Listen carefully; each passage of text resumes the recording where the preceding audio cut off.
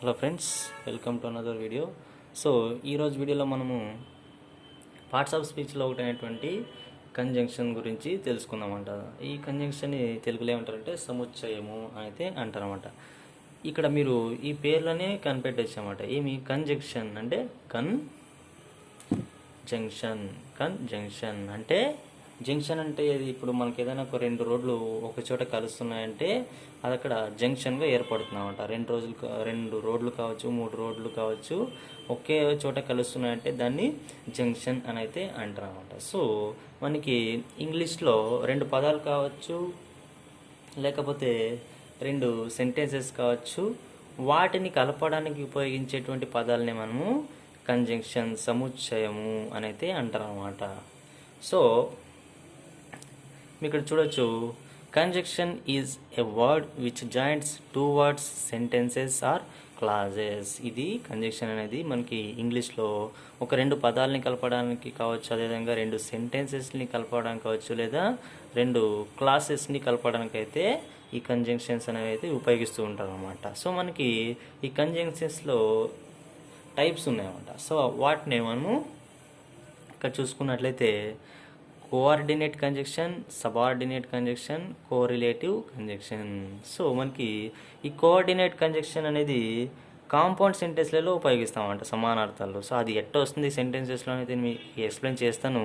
But ఇప్పుడు చూడండి, subordinate conjunction అనేది కాంప్లెక్స్ సెంటెన్సెస్లో ఉపయోగిస్తామంట. వీటిలో మెయిన్ క్లాసు, సబ్ క్లాస్ ఉంటాయి. అంటే dependent class, independent class. So ఈ విధంగా ఉంటాయన్నమాట. సో వాటిని నేను ఎక్స్ప్లెయిన్ చేస్తాను వీడియోలో, జాగ్రత్తగా చూడండి. తర్వాత మనకి కోరిలేటివ్ కంజంక్షన్, పెయిర్డ్ కంజంక్షన్ అన్నమాట. ఓకే, కంజంక్షన్తో ఇంకొక రకమైనటువంటి కంజంక్షన్ కూడా దాంతోపాటే వస్తుందన్నమాట. సెంటెన్సెస్లో వచ్చిన తర్వాత దాని తర్వాత అది ఖచ్చితంగా వస్తూ ఉంటుంది. సో వీటిని పెయిర్డ్ కంజంక్షన్ అని అంటారు, జంట సముచ్చయాలు. సో ఫస్ట్ మనము ఈ కోఆర్డినేటివ్ కంజంక్షన్ గురించి అయితే తెలుసుకుందామంట. సో ఈ కోఆర్డినేటివ్ కంజంక్షన్ అయితే మనం చెప్పినాము కాంపౌండ్ సెంటెన్స్లో వస్తుందని. సో ఎగ్జాంపుల్గా మనకి for, and, Nar, but, are, at, so ఈ విధంగా ఉంటాయన్నమాట. సో వీటిని సెంటెన్సెస్లో ఈ విధంగా ఉపయోగిస్తారు. కోఆర్డినేటివ్ కంజంక్షన్స్ని ఫర్ కానీ, అండ్ కానీ, నార్ కానీ, బట్ కానీ, ఆర్, ఎట్, సో వీటిని ఏ విధంగా ఉపయోగిస్తారంటే నేను మీకు ఒక్కొక్కదాన్ని ఒక ఎగ్జాంపుల్గా అయితే తీసుకొని చెప్పినాను. సో మనకి ఇప్పుడు ఫస్ట్లో ఫర్ అనేది తీసుకున్నట్లయితే, ఫర్ అనే దాన్ని సెంటెన్స్లో బికాస్ అనే మీనింగ్తో ఉపయోగిస్తామన్నమాట. చెప్తాను, ఎక్స్ప్లెయిన్ చేస్తాను చూడండి. I have to find a new job. For I am unemployed. I have to find a new job. For I am unemployed. So వీటిలో మీకు ఈ ఫర్కి బదులుగా మీరు బికాస్ అనే మీనింగ్తో కూడా తీసుకొచ్చామన్నమాట. ఇప్పుడు చూడండి, I have to find a new job because I am unemployed. So ఈ విధంగా ఈ ఫర్ అనేది బికాస్ అనే మీనింగ్తో వస్తూ ఉంటుంది అన్నమాట. సో దీన్ని కోఆర్డినేటివ్ కంజంక్షన్గా తీసుకోవచ్చు అనమాట. తర్వాత అది అండ్ అనేది చూసుకున్నట్లయితే, she likes to read and right. ఆమె రాయడానికి మరియు ఇన్ అడిషన్ టు, అదేవిధంగా దాంతోపాటు చదవడానికి కూడా ఉపయోగపడుతుంది అనమాట. She likes to read and right. ఆమె చదవడానికి దాంతోపాటు అదేవిధంగా రాయడానికి కూడా ఇష్టపడుతుంది అని చెప్పవచ్చు. సో ఇక్కడ అండ్ అనేది ఏ విధంగా ఉపయోగపడింది? ఇన్ అడిషన్ టు, అదేవిధంగా దాంతో పాటుగా అనే మీనింగ్తో ఈ అండ్ అనేది అయితే మారిందనమాట. సో తర్వాతది neither my friends Nar my family supported me. Neither my friends Nar my family supported me అంటే నా ఫ్రెండ్స్ అదేవిధంగా నా ఫ్యామిలీ వీళ్ళలో ఏ ఒక్కరు కూడా నాకు సపోర్ట్ చేయలేదు అనే మీనింగ్తో అయితే వస్తుందన్నమాట. సో ఇక్కడ నార్ అనేది ఏ మీనింగ్తో వస్తుంటుంది? అండ్ నాట్ అంటే చేయలేదు. ఈ నార్ అనేది నాట్ అనే మీనింగ్తో వస్తుందన్నమాట. So neither my friends Nar my family supported me అంటే నా ఫ్రెండ్స్ కావచ్చు, నా ఫ్యామిలీ కావచ్చు, వీళ్ళలో ఎవరు కూడా నాకు సపోర్ట్ చేయలేదు అనే మీనింగ్తో అయితే వస్తుందన్నమాట. తర్వాత అది I want to cook but there is no stuff. I want to cook but there is no stuff. నేను వంట వండాలనుకుంటున్నాను, కానీ అక్కడ దాని వంటకు కావాల్సినటువంటి సామాగ్రి అనేది లేదు అని అయితే సెంటెన్సెస్లో వస్తుందన్నమాట. You can order pizza or fried rice. You can order pizza or fried rice. ఇక్కడ మనం ఈ ఆర్ గురించి అయితే తెలుసుకుంటున్నామాట ఈ సెంటెన్స్లో. You can order pizza or fried chicken. ఈ ఆర్ అనేది ఎప్పుడు ఉపయోగిస్తామంటే ఏదో ఒకటి అని చెప్పేటప్పుడు ఈ ఆర్ని సెంటెన్స్లో ఉపయోగిస్తారన్నమాట. You can order pizza or fried chicken. మీరు పిజ్జానైనా ఆర్డర్ చేయొచ్చు, లేదా ఫ్రైడ్ చికెన్ అయినా ఆర్డర్ చేయొచ్చు. ఏదో ఒకటి మీరు ఆర్డర్ చేసుకోవచ్చు అని వింటే వస్తుందన్నమాట.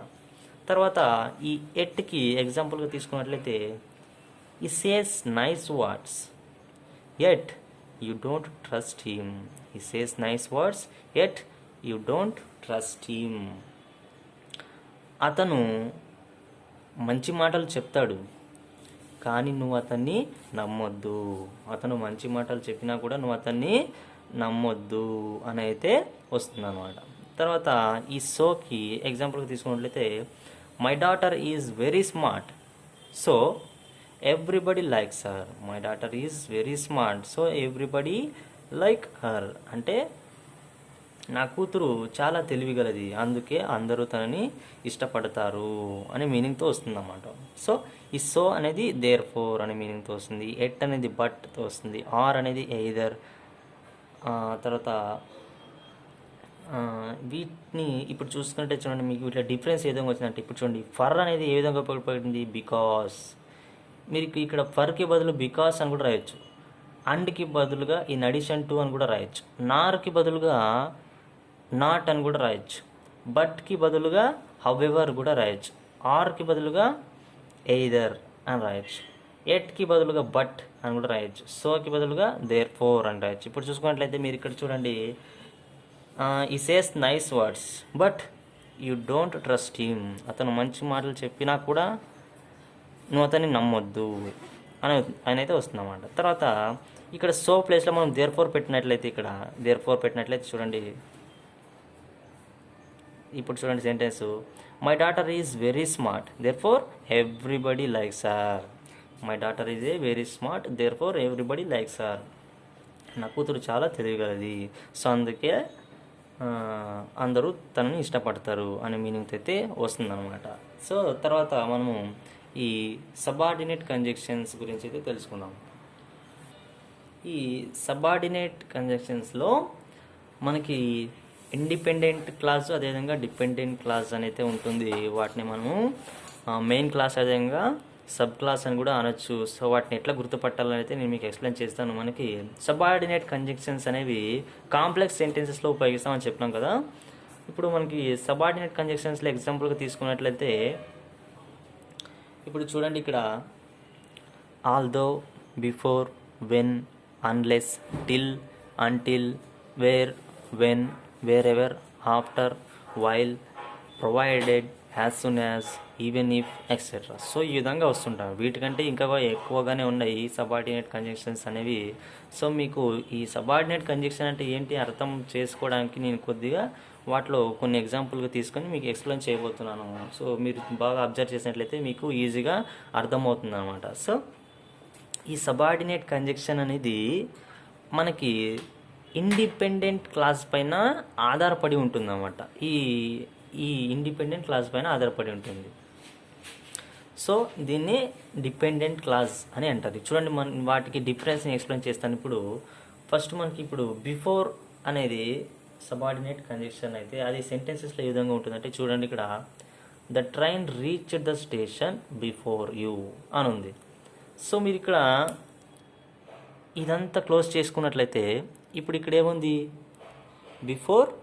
బిఫోర్ అజ్ అని ఉంది. సో ఈ బిఫోర్ అజ్ అనేది మాత్రమే కనిపించినట్లయితే మీకు దానికి ఏమైనా సెంటెన్స్ కంప్లీట్ అవుతుందా? సెంటెన్స్ కంప్లీట్ అవ్వట్లేదు. బిఫోర్ అజ్ అంటే మనకంటే ముందు ఏం జరిగింది? సో ఇది ఇండిపెండెంట్ క్లాస్ పైన ఆధారపడి ఉంటుంది అన్నమాట. ఇండిపెండెంట్ క్లాస్ అంటే దానికి ముందు ఏదో జరిగింది, అది చెప్తే కానీ దీనికి అర్థం రాదనమాట. సో ఇప్పుడు చూసుకున్నట్లయితే బిఫోర్ అజ్ అంటే మనకు ముందు ఏం జరిగింది, సో ఇది డిపెండ్ అవుతుంది. దేనిపైన డిపెండ్ అవుతుంది? ఇండిపెండెంట్ క్లాస్ పైన డిపెండ్ అవుతుంది అనమాట. సో ఆ ఇండిపెండెంట్ క్లాస్ లేకపోయినట్లయితే ఈ డిపెండెంట్ క్లాస్కి అర్థం ఉండదు. బిఫోర్ అస్ అన్నట్లు ఇప్పుడు ఉంది కదా, దీనికి అర్థం లేదు, సెంటెన్స్ కంప్లీట్ అవ్వట్లేదు. సో ఖచ్చితంగా అది ఇండిపెండెంట్ క్లాస్ పైన డిపెండ్ అవుతుంది అన్నమాట. సో దీంట్లో ఇండిపెండెంట్ క్లాస్ ఏదంటే the train reached the station అనేది ఇండిపెండెంట్ క్లాస్ అవుతుంది. సో బిఫోర్ అస్, ఇప్పుడు చూడండి the train reached the station before us, ఇప్పుడు సెంటెన్స్ కంప్లీట్ అయిందన్నమాట. ఆ ట్రైన్ అనేది మనకంటే ముందే స్టేషన్కి రీచ్ అయింది అని అయితే అర్థం వస్తుంది అన్నమాట. సో ఈ విధంగా సబార్డినేట్ కంజంక్షన్ అనేది సెంటెన్స్లో చేంజ్ అవుతూ ఉంటుంది అన్నమాట. తర్వాత వెన్కి తీసుకున్నట్లయితే వెన్ చూడండి, ఇప్పుడు he he వోన్ so many tournaments when he was young. అతను చాలా టోర్నమెంట్ అయితే గెలిచినాడు. అతను బాగా యంగ్గా ఉండేటువంటి సమయంలో ఎక్కువ టోర్నమెంట్స్ అయితే గెలిచినాడు అనమాట. సో మీరు ఇక్కడ చూసుకున్నట్లయితే ఈ లైన్ క్లోజ్ చేసినట్లయితే ఇక్కడ చూడండి, దీన్ని మాత్రమే అబ్జర్వ్ చేసానండి. When he was young, so when he was young అంట. సో సెంటెన్స్ కంప్లీట్ అవ్వట్లేదు. వెన్ హీ వాజ్ యంగ్ అని చెప్పినారు అంతేగాని అప్పుడు అతను యంగ్గా ఉన్నప్పుడు ఏం జరిగింది అని అయితే చెప్పలేదు. సో ఇక్కడ సెంటెన్స్ కంప్లీట్ అవ్వట్లేదు అనమాట. అంటే ఏంటి, ఇది ఇండిపెండెంట్ క్లాస్ పైన ఆధారపడి ఉంటుంది. సో దీన్ని డిపెండెంట్ క్లాస్ లేదా సబార్డినేట్ క్లాస్ అయితే లేదా సబ్ క్లాస్ అని అయితే అంటారు అనమాట. సో ఇది సబార్డినేట్ క్లాస్ కాబట్టి ఇది మెయిన్ క్లాస్ పైన ఆధారపడి ఉంటుంది. సో మెయిన్ క్లాస్ అన్నా ఇండిపెండెంట్ క్లాస్ అన్నా ఒకటే. సో దీన్ని డిపెండెంట్ క్లాస్ అన్నా లేదా సబార్డినేటివ్ క్లాస్ అన్నా ఒకటే అనమాట. సో ఇప్పుడు చూడండి, వెన్ హీ వాజ్ యంగ్, అతను యంగ్గా ఉన్నప్పుడు ఏం జరిగిందని చెప్పట్లేదు, జస్ట్ ఊరికే వెన్ హీ వాజ్ యంగ్ అన్నారు అంతే. సో ఇది ఖచ్చితంగా ఇండిపెండెంట్ క్లాస్ పైన డిపెండ్ అయితేనే సెంటెన్స్ పూర్తి అవుతుంది అనమాట. ఇప్పుడు చూడండి, ఇది ఇక్కడ మనకి ఇండిపెండెంట్ క్లాస్ అనమాట. He వోన్ so many tournaments when he was young. అతను చాలా టోర్నమెంట్స్ని అయితే గెలిచినాడు. అతను యంగ్గా ఉన్నప్పుడు అతను చాలా టోర్నమెంట్స్ని అయితే గెలిచినాడు అనే మీనింగ్తో, కంప్లీట్ మీనింగ్తో వస్తుంది అనమాట. సో అదేవిధంగా ఈ సెంటెన్సెస్లో కూడా చేంజెస్ ఉంటాయి అన్నమాట. ఇప్పుడు చూడండి, ప్రొవైడెడ్ తీసుకున్నట్లయితే the hostel staff provided. So ఇక్కడ చూసుకున్నట్లయితే ద హాస్టల్ స్టాఫ్ ప్రొవైడెడ్ అని ఏం ప్రొవైడ్ చేసినారు? సెంటెన్స్ ఏమైనా కంప్లీట్ అవుతుందా? సెంటెన్స్ కంప్లీట్ కావట్లేదు. ఖచ్చితంగా అది ఇండిపెండెంట్ క్లాస్ పైన లేదా మెయిన్ క్లాస్ పైన డిపెండ్ అవ్వాలి, లేకపోతే సెంటెన్స్ కంప్లీట్ అవ్వదు. సో ఇట్లా వచ్చేటి వాటినే సబార్డినేట్ కంజంక్షన్స్ అని అంటారు అన్నమాట. ఇక్కడ చూసుకున్నట్లయితే ఇప్పుడు మనకి ద హాస్టల్ స్టాఫ్ ప్రొవైడెడ్ ఏం ప్రొవైడ్ చేసింది? Every facility in there rooms. వాళ్ళ ఉన్నటువంటి రూమ్లలో ప్రతి ఒక్క ఫెసిలిటీని ప్రొవైడ్ చేస్తుంది అని అయితే చెప్పవచ్చు అన్నమాట. తర్వాత అంటిల్ ఈ struggled hard in his bad days until ఈ సక్సీడ్ అనమాట.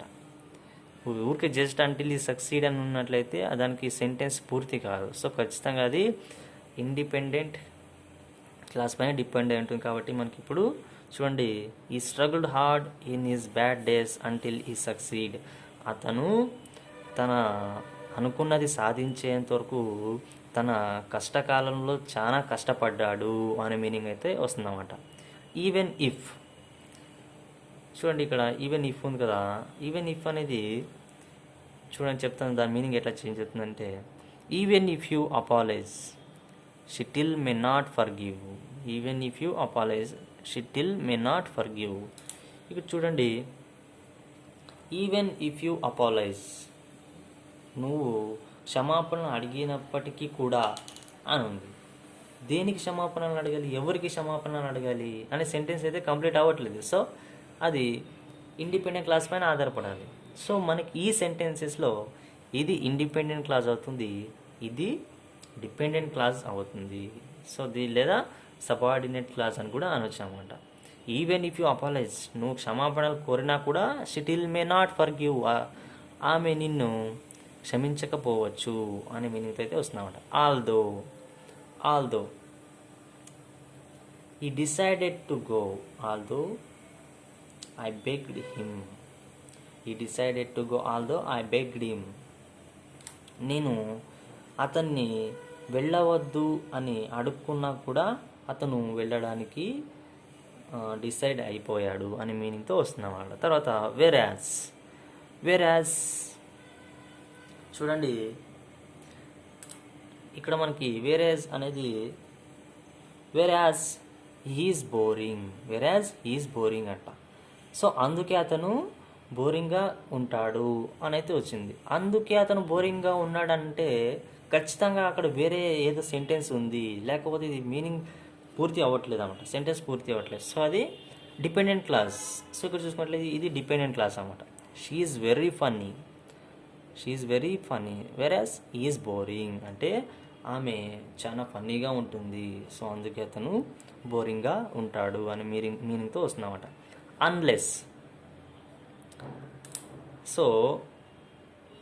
అన్లెస్ అనేది ఇక్కడ చూడండి, అన్లెస్ యు వర్క్ సిన్సియర్లీ అంటే నువ్వు నీ పనిని సక్రమంగా చేయకపోతే అని ఉంది. కంప్లీట్ అవ్వట్లేదు సెంటెన్స్, నీవు నీ పనిని సక్రమంగా చేయకపోతే అని ఉందన్నమాట. సో అది కంప్లీట్ అవ్వాలంటే ఖచ్చితంగా డిపెండెంట్ క్లాస్ పైన ఆధారపడాలి. సో దాన్ని you can not succeed unless you work sincerely అంటే నువ్వు నీ పనిని సిన్సియర్గా చేయకపోతే నువ్వు సక్సెస్ కాలేవు అనే మీనింగ్తో అయితే వస్తుందన్నమాట. తర్వాత లాస్ట్ది వైల్ అనేది మనకి చూడండి, ఇక్కడ I saw him while I was driving my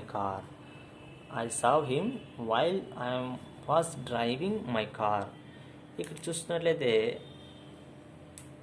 while I was driving my car అని ఉంది. సో దీన్ని సబార్డినేటివ్ క్లాజ్ అని అనొచ్చు. ఎందుకు మనం దీన్ని సబార్డినేటివ్ క్లాజ్ అంటున్నాము? ఇది ఇండిపెండెంట్ క్లాస్ పైన లేదా మెయిన్ క్లాస్ పైన ఆధారపడుతూ ఉంది. అది లేకపోతే దీనికి ఎటువంటి మీనింగ్ ఉండదు. సో అందుకే వీటిని సబార్డినేటివ్ కంజంక్షన్స్ అనేది అన్నమాట. So while I was driving my car అంటే నేను అప్పుడు నా కార్ డ్రైవింగ్ చేస్తున్నప్పుడు అని అంతే.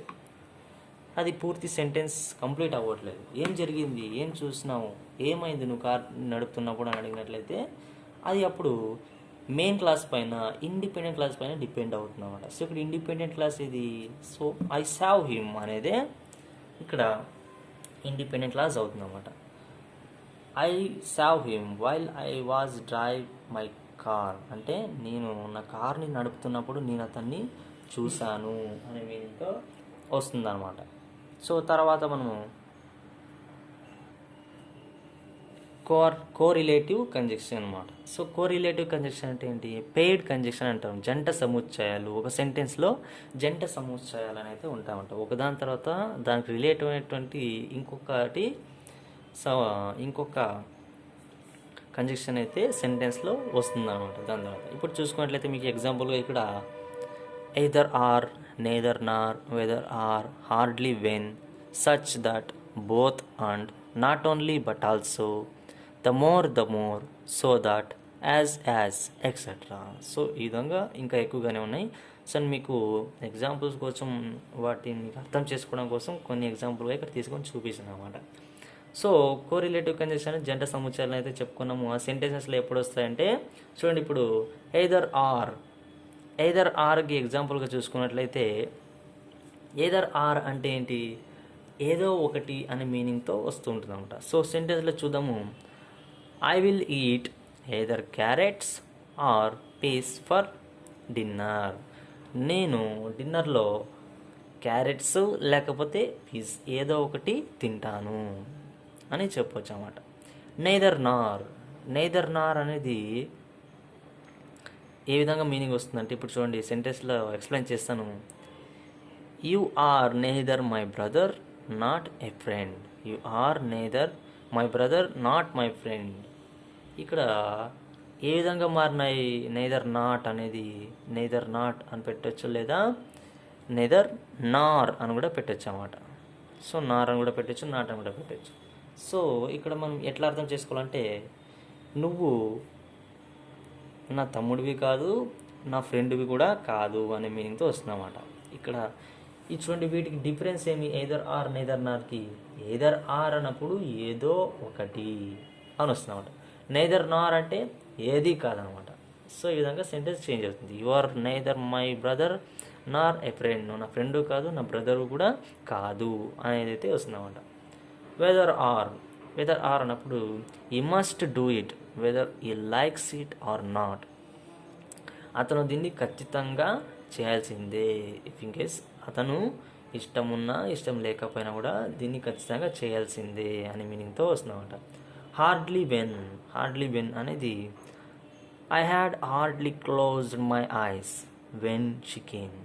I had hardly closed my eyes when she came అంటే ఆమె వచ్చినప్పుడు నేను నా కళ్ళని చాలా కష్టపడిన నా కళ్ళు మూసుకోవడానికి ఆమె నా ముందుకు వచ్చినప్పుడు అనే మీనింగ్తో వస్తుందన్నమాట. సో తర్వాత సచ్ దట్ అనేది సెంటెన్స్లో ఏ విధంగా వస్తుందంటే he such a smart boy that he passes his math exam successfully. అంటే అతను చాలా తెలివిగలవాడు, ఆ తెలివే అతన్ని తన మ్యాథ్స్ ఎగ్జామ్లో సక్సెస్ఫుల్గా పాస్ అయ్యే విధంగా చేసింది అనేది మీనింగ్ వస్తుందన్నమాట. తర్వాత బోత్ అండ్ అనేది ఏ విధంగా వస్తుందంటే Michael can both read and right. Michael can both అంటే మైకెల్ చదవగలడు, అదేవిధంగా రాయగలడు. సో మీరు ఇక్కడ గుర్తుపెట్టుకోవాల్సింది ఏమంటే బోత్ వచ్చిందంటే ఖచ్చితంగా దాని తర్వాత అండ్ అనేది అయితే వస్తూ ఉంటుంది అన్నమాట. Michael can both read and right. Michael అనేవాడు చదవగలడు, అదేవిధంగా రాయగలడు. తర్వాత నాట్ ఓన్లీ బట్ ఆల్సోని ఎట్లా ఏ విధంగా ఉపయోగించాలి? She's not only a novelist but also a poet. She's not only a novelist but also a poet అంటే ఆమె ఒక నావలిస్టే కాదు, ఆమె ఒక పోయెట్ కూడా అని చెప్పాలనుకున్నప్పుడు సో ఈ విధంగా చెప్తాం అనమాట. Not only a novelist but also A poet. ఆమె నావలిస్ట్ మాత్రమే కాదు, పోయెట్ కూడా అని చెప్పవచ్చు అనమాట. తర్వాత ద మోర్ అనేది సెంటెన్స్లో ఏ విధంగా వస్తుందంటే the more you study the more knowledge you gain. The more you study the more knowledge you gain. నువ్వు ఎంత అయితే చదువుతావో అంత నాలెడ్జ్ నీకు వస్తుంది అనే మీనింగ్తో వస్తుంది అన్నమాట. తర్వాత సో దట్ అనేది సెంటెన్స్లో ఏ విధంగా వస్తుందంటే ఈ sister is so talented that she get the first rank in the exam. అంటే వాళ్ళ యొక్క సిస్టరు చాలా టాలెంట్ ఉంది, సో అందుకే ఆమె